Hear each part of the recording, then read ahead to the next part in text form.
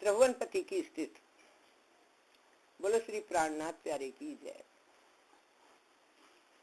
राजा परीक्षित ने इतनी कथा सुनकर पूछा, हे शुकदेव स्वामी, द्वारका नाथ ने श्रुतदेव ब्राह्मण से कहा कि तुम शास्त्र अनुसार मेरा ध्यान व पूजन किया करो। सो मुझे यह बड़ा संदेह है कि पर ब्रह्म निराकार की स्थिति, जो कुछ रूप व रेख न रखकर देखने में नहीं आते, वेदना किस तरह की होगी। विस्तार से कहकर मेरा संदेह छुड़ा दीजिए। यह बात सुनकर सुखदेव जी बोले, हे परीक्षित, वेद में वैकुंठनाथ की स्थिति बहुत लिखी है।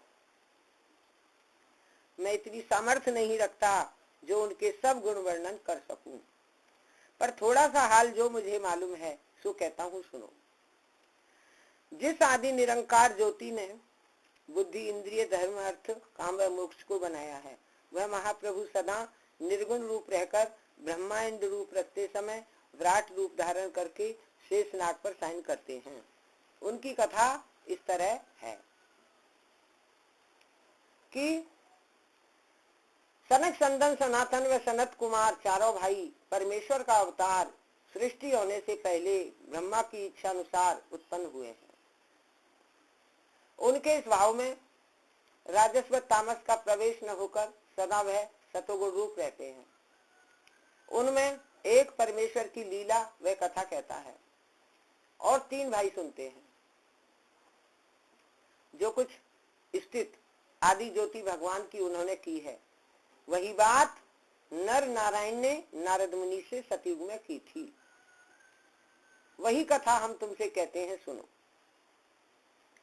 जिस तरह मकड़ी अपने मुख से जाला निकालकर फिर उसे खा जाती है, उसी तरह तीनों लोकों के सब जीव जड़ व चैतन्य परमेश्वर की इच्छा से पलक भाजने भर में उत्पन्न होकर फिर उन्हीं के रूप में समा जाते हैं।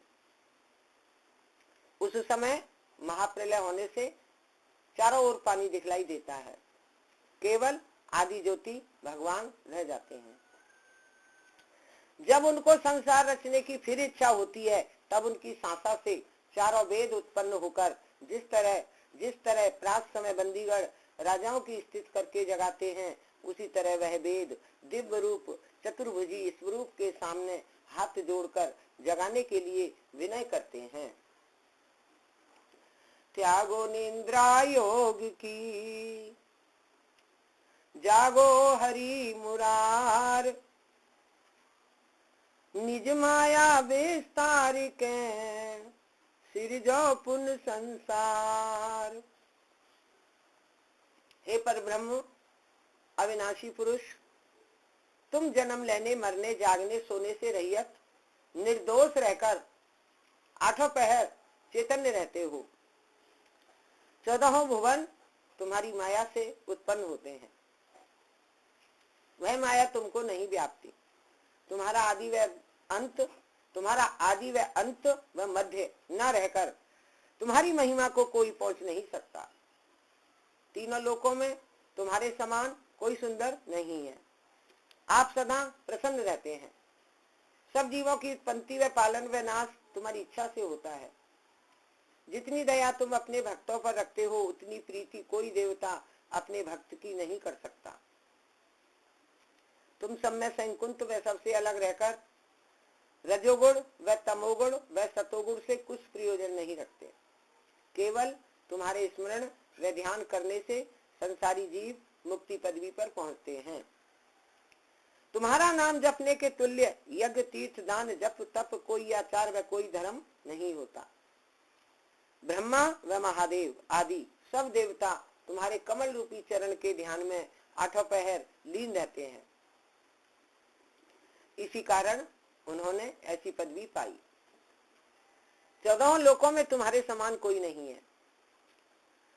आपकी कृपा बिना संसारी माया जाल से कोई छूट नहीं सकता। जब बड़े बड़े योगी व ऋषिवर सब इंद्रियों को अपने बस रखकर तुम्हारा स्मरण व ध्यान सच्चे मन से करते हैं, तब आपकी दया से उनकी मुक्ति होती है। आदि अंत सब जगत के तुम ही पुरुष अनंत, सदा एक रस रहत हो, माखन प्रभु भगवंत।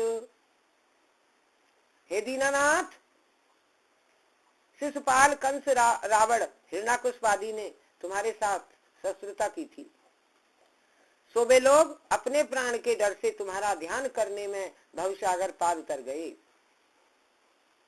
बहुत जीव तुम्हारी कथा व कीर्तन की चर्चा आपस में रखकर अपना जन्म सफल करते हैं। उनमें उत्तम उसी को समझना चाहिए जो आठों पहर तुम्हारे चरण कमल का ध्यान रखकर संसारी माया से विरक्त रहता है।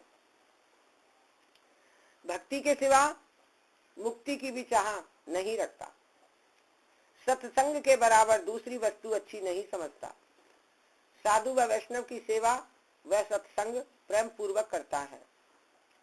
वह मनुष्य तुम्हारी माया का कुछ डर न रखकर सीधा वैकुंठ में, जहाँ सूर्य व चंद्रमा का प्रवेश नहीं रहता, विमान पर बैठकर चला जाता है। वह जन परम पुनीत है, पावत पद निर्वाण, अंत काल तुमको मिलत, माखन प्रभु भगवान।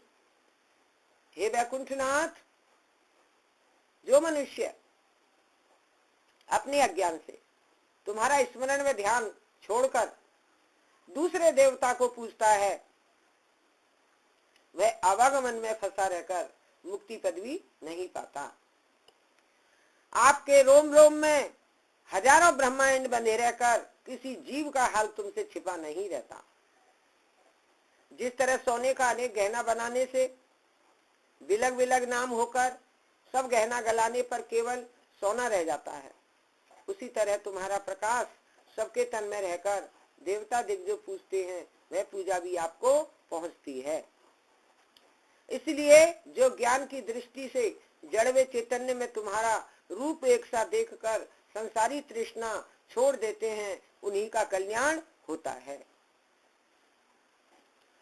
यगप ज्ञान प्रकाश ते बहुविध करे बखान, भक्ति बिना पावे नहीं कबहू पद निर्वाण। हे दीनानाथ, ब्रह्मा भी तुम्हारी शक्ति व आज्ञा के बिना संसार रचने की सामर्थ्य नहीं रखते। जगत में सब व्यवहार झूठा होकर केवल तुम्हारा नाम सच्चा है। जिस तरह अग्नि का ढेर एक जगह रहकर उसमें से चिंगारियां उड़ती हैं, उसी तरह अग्नि रूपी ढेर आप होकर सब जीवों को चिंगारी के समान समझना चाहिए। जैसे एक चिंगारी सुलगाने से बहुत आग हो जाती है, वैसे ही चिंगारी रूप जीव आपकी भक्ति करने से तुम्हारे तुल्य हो जाता है। योगेश्वर जो तुमको धामे, सांस रोक ब्रह्मांड चढ़ा में, हृदय कमल में तुमको देखें, अद्भुत रूप अनुपम पेखें। भक्त तुम्हारे पढ़त पुराना, वे तुमको पावत भगवाना। तुमरी भक्ति धरे मन माही, चार पधारत चाहत नाही।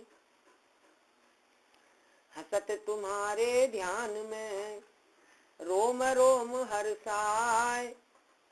देख दशा संसार की, रुदन करत पछताए। जो तुम कहो संत हितकारी, हमसे उत्पत्ति भई तुम्हारी। तुम हमको कैसे विधि जानो, जो अस्तित्व यह भांत बखानो। अहो नाथ यह कृपा तुम्हारी, ना तो केत की बुद्धि हमारी। हम यगप वेद कहाँ में, तकप तुम्हारो भेद न पामे। तुमरो रूप न देखो जाई, पंथ तुम्हारो देश बताई। ज्ञान भक्ति वैराग्य जो होई, तब तुमको पहचानत कोई। जो जन विषय भोग पर है, भक्ति योग निज मन में धरे। तुम चरणन के ध्यान में, मगन रहे दिन रैन। तुम्हारी अमृत कथा सुन लहे सदा सुख चैन।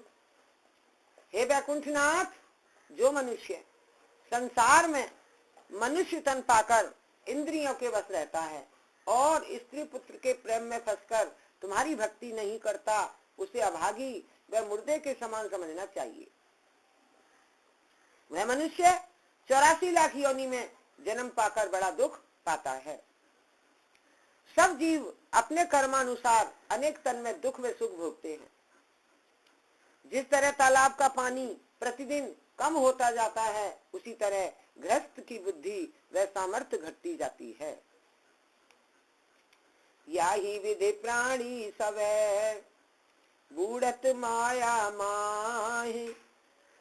नाही तो वह आप से काहू व्यापत नाहि। मनुष्य जन्म दुर्लभ जग माही, देवनहु को प्राप्त नाही। सकल देव यह मन सा करे, मानुष है भव सागर तरे। नर शरीर नौका समझानो, वेद पुराण दाती ही मानो। केवट रूप गुरु है सोई, नौका पार लगावत जोई। या विधि सो जो पार न होई, आत्मघाती समझो सोई। जब तक भक्ति करे नहीं कोई, भव सागर से पार न होई। याते कीजे शुभ कर्म, यही धर्म की रीत। माखन प्रभु कर तार सो, जब लो उपजय प्रीत। अष्ट सिद्धि को देख के लोभ करे जो कोय, ताहे पधारत भक्ति को कैसे प्राप्त होय। यह अस्तित्व वेदन कही अपनी बुद्धि प्रमाण, निर्गुण रूप अनूप को कैसे करे बखान। इतनी कथा सुनाकर शुकदेव जी ने कहा, हे परीक्षित, यही स्थित कहकर चारों वेद चतुर्भुजी भगवान को सृष्टि रचने के लिए जगाते हैं और सनकादिक आठों पहर यही चर्चा आपस में रखते हैं। यही बात नर नारायण ने नारद जी से कही थी और नारद मुनि ने हमारे पिता वेद व्यास से कही।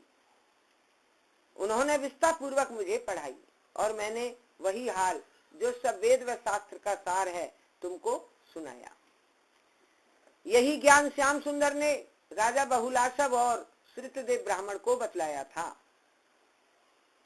यह अस्तित्व जो रहन दिन, कहे सुने चितलाय। ताके पाप रहे नहीं, विष्णु लोक बह जाए। सियापति रामचंद्र की जय, पवन सुत हनुमान की जय। हरि हरि महादेव की जय। बोलो श्री प्राणनाथ प्यारे की जय।